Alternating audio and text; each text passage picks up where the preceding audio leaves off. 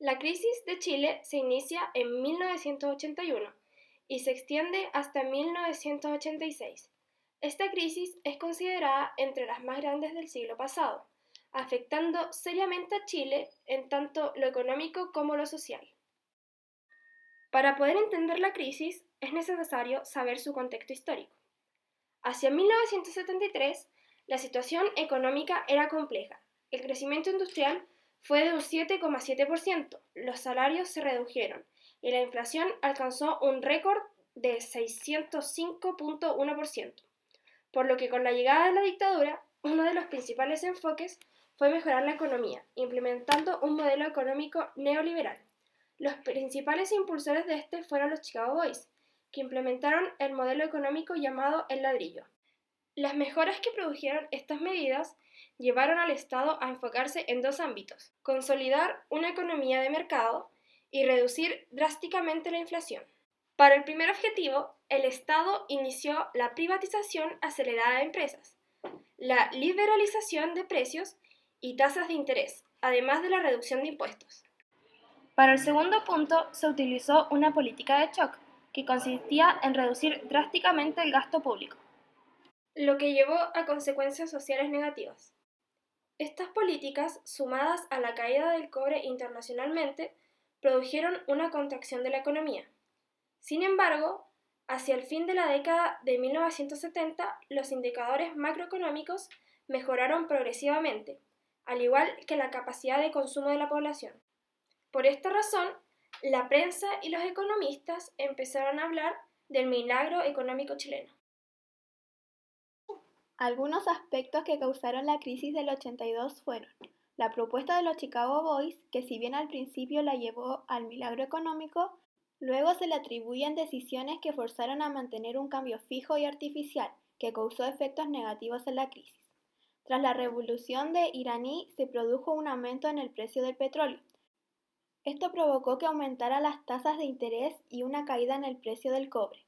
Además de que la Superintendencia de Bancos realizara una intervención de numerosas instituciones financieras, lo que hizo que se redujera la credibilidad de estas, lo que ocasionó una paulatina reducción del crédito internacional. Además de que la deuda externa era cada vez mayor debido al alza de intereses y la disminución de los créditos internacionales. Política cambiaria. En 1982 se pasa de 39 a 58 pesos por dólar, provocando un gran caos debido a que casi el 50% de las deudas estaban expresadas en dólares, lo que hace que los deudores presenten problemas de pagos así como la banca y las financieras. Anomalías crediticias. Se dieron fallas en la regulación de las entidades financieras, lo cual ocasionó que se otorgaran o renovaran créditos de alto riesgo y no se constituyeran suficientes provisiones o reservas para enfrentarlos. Disminución del crédito internacional. Durante estos años la inflación más alta llega a 45,5% en 1983, lo que evidentemente desestimula la inversión de los productores, acentuándose con la fuerte devaluación de la moneda. La política de intervención de entidades financieras logró ayudar a una recuperación de las reservas netas del Banco Central. Sin embargo, el nivel de las reservas alcanzado en 1981 no se logra recuperar sino hasta 1989. Aumenta el desempleo en un 25%, lo que provocó que quebraran pequeñas y grandes empresas. Temas sociales durante la crisis. En 1983, la crisis económica, sumada a la fuerza del movimiento sindical, motivaron diversas protestas.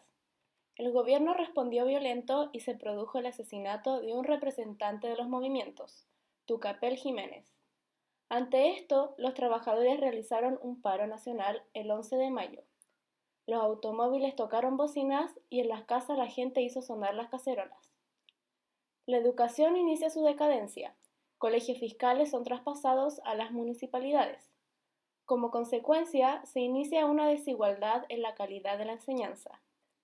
La carrera de pedagogía empieza a ser poco atractiva, por lo tanto comienza a bajar la calidad de los postulantes a esa profesión.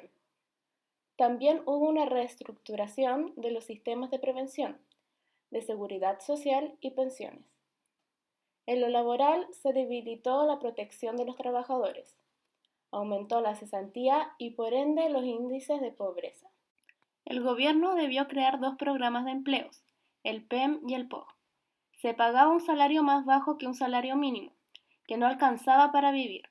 Por lo tanto, la gente se veía obligada a tener 2 empleos, además de algunos informales como vendedores ambulantes. Medidas económicas que se toman por la crisis.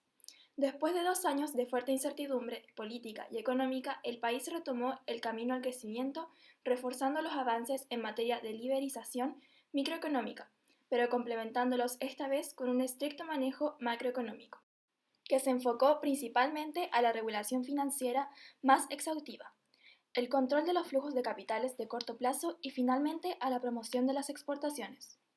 En el aspecto micro, se refuerzan las normas de libre mercado, consolidándose el protagonismo de la empresa privada, nacional o extranjera, como el motor del desarrollo. En el aspecto macro, se le da importancia a evitar que la demanda agregada crezca por arriba de los niveles sustentables. Esto ha sido consolidado también con la autonomía otorgada al Banco Central desde 1990.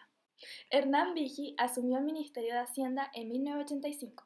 Hizo un programa de retorno a las políticas neoliberales y destacó las privatizaciones que afectaron a las instituciones intervenidas en la crisis y aquellas empresas que no habían sido vendidas durante 1970, como CAP e IANSA. Medidas sociales. El gobierno estableció un régimen de flexibilidad laboral para evitar el desempleo de los más pobres. Mejoró las pensiones AFP. Fueron privatizadas empresas estatales y se restituyó al sector privado bancos intervenidos durante la crisis de 1982, a través del capitalismo popular, lo que permitió al Estado disponer de más fondos para el gasto social. Hacia 1987, los indicadores macroeconómicos volvían a ser positivos. El PIB recupera sus índices normales, se elimina el déficit fiscal y se reactiva el crecimiento económico.